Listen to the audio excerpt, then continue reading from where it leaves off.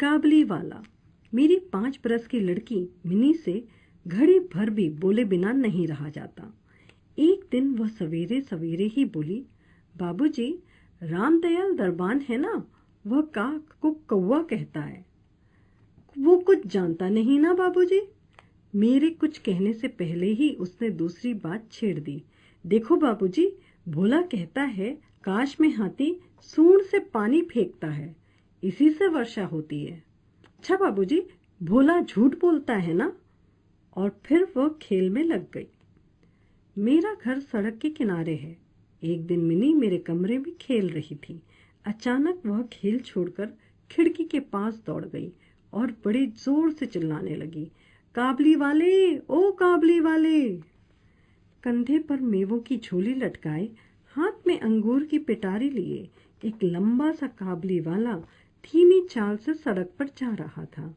जैसे ही वह मकान की ओर आने लगा, मेरी जान लेकर भीतर भाग गई।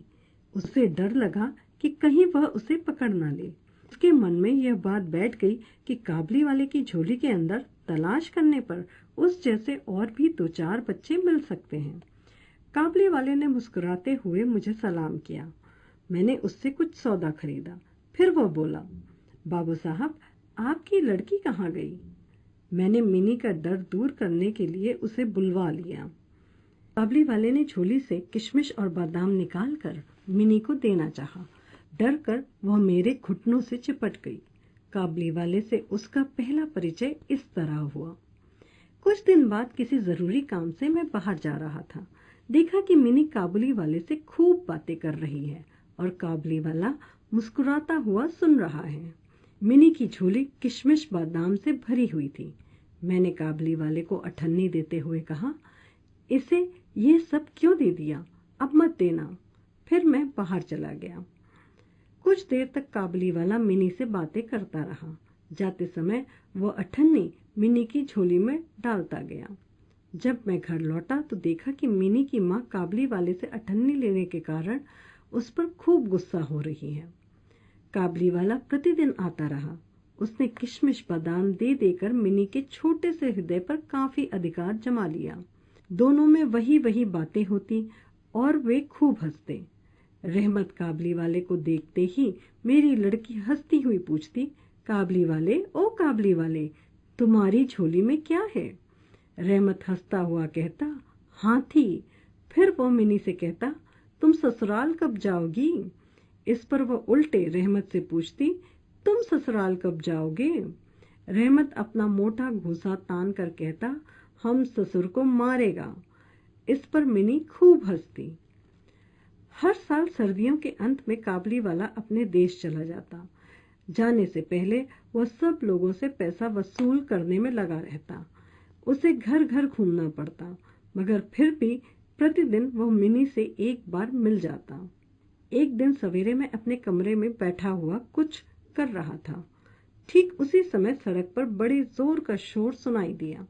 देखा तो पाया कि अपने उस रहमत को 2 सिपाही बांधे लिए जा रहे हैं।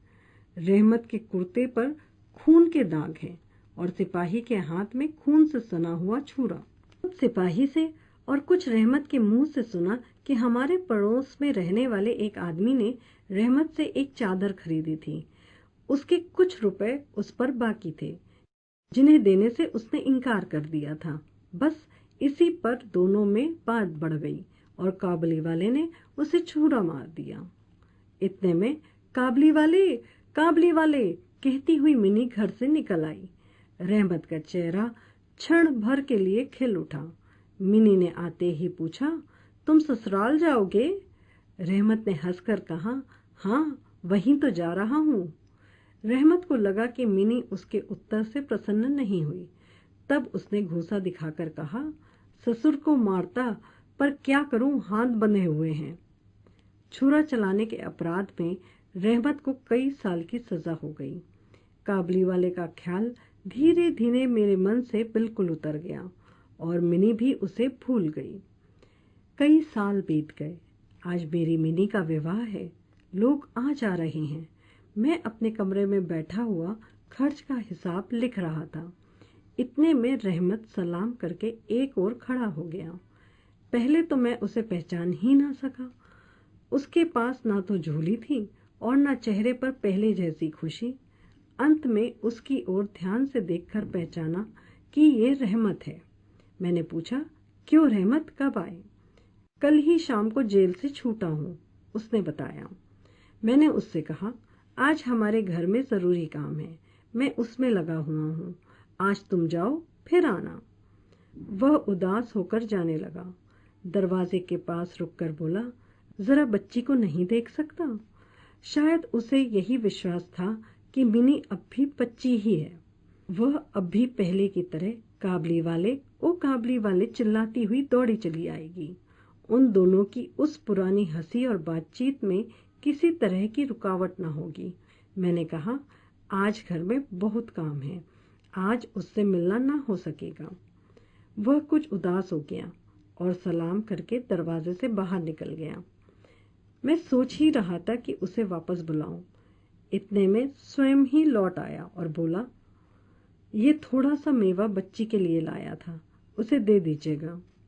मैंने उसे पैसे देने चाहे पर उसने कहा, आपकी बहुत मेहरबानी है बाबू साहब, पैसे रहने दीजिए। फिर ज़रा ठहर कर बोला, आपकी जैसी मेरी भी एक बेटी है, मैं उसकी याद करके आपकी बच्ची के लिए थोड़ा सा मेवा ले आया करता हूँ, मैं यहाँ सौदा बेचने नहीं आता।